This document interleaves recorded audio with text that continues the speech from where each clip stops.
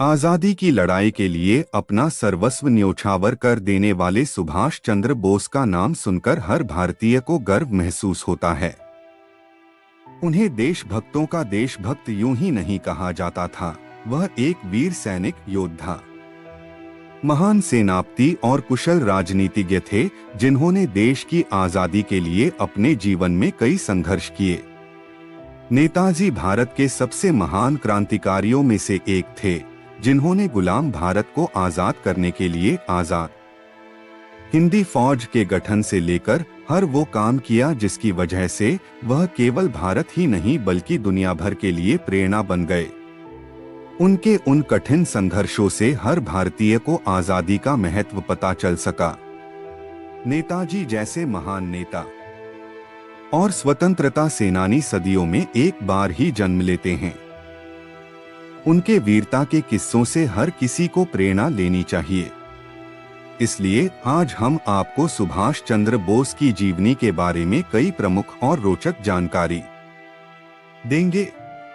नेताजी सुभाष चंद्र बोस का जन्म 23 जनवरी 1897 को ओडिशा के कुट्टक गांव में हुआ था।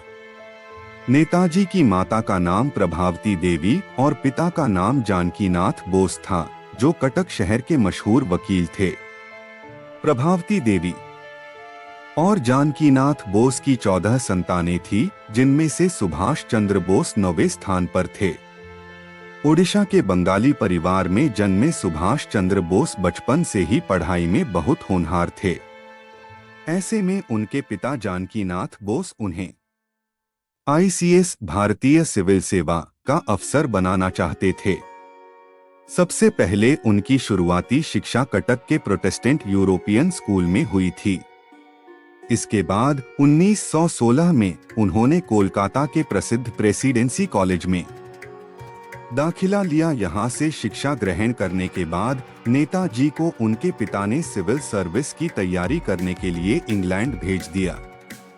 उस समय भारत में अंग्रेजों के शासन के चलते भारतीयों के लिए सिविल सर्विस में जाना बहुत मुश्किल हुआ करता था।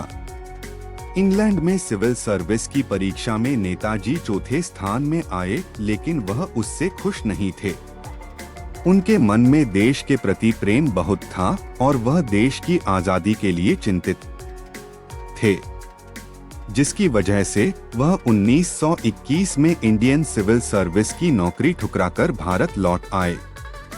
भारत लौटते ही नेताजी राजनीति में कूद गए और स्वतंत्रता की लड़ाई लड़ने के लिए भारतीय राष्ट्रीय कांग्रेस में शामिल हुए। शुरुआत में उन्होंने गांधी जी के निर्देशानुसार चित्तरंजन दास के नेतृत्व में काम किया। इसके बाद से नेताजी चित्तरंजन दास को अपना राजनीति गुरु मानने लगे। अपनी सूझबूझ और मेहनत से सुभाष ने बहुत जल्द लोगों के बीच अपनी खास जगह बना ली थी और कांग्रेस पार्टी के मुख्य नेताओं में शामिल हो गए, लेकिन अपने क्रांतिकारी विचारों और गतिविधियों के संचालन के कारण उन्हें कई बार जेल जाना पड़ा। इसके बाद तो उनके जेल जाने का सिलसिला जारी रहा। 1921 से 1941 के बीच उन्हें 11 बार कैद किया गया। इस दौरान ब्रिटिश सरकार ने भी उनके खिलाफ कई मुकदमे दर्ज किए थे, लेकिन जेल में रहकर भी सुभाष चंद्र बोस अपने लक्ष्य से पीछे नहीं हटे और भारत की आजादी के लिए अपनी कोशिशों में लगे रहे। इस बारे में बहुत कम लोग जानते हैं कि सुभाष चंद्र बोस को नेताजी और देश नायक की उपाधि कैसे मिली। तो आइए आपको बताते हैं कि जर्मन के तानाशाह अडोल्फ हिटलर ने सुभाष चंद्र बोस को सबसे पहले नेताजी कहकर बुलाया था, जिसके बाद से उन्हें सब नेताजी ही बुलाने लगे। वहीं नेताजी के साथ साथ उन्हें देश नायक भी कहा जाता था और ऐसा भी कहा जाता है कि देश नायक की उपाधि सुभाष चंद्र बोस को रविंद्रनाथ टैगोर ने दी थी।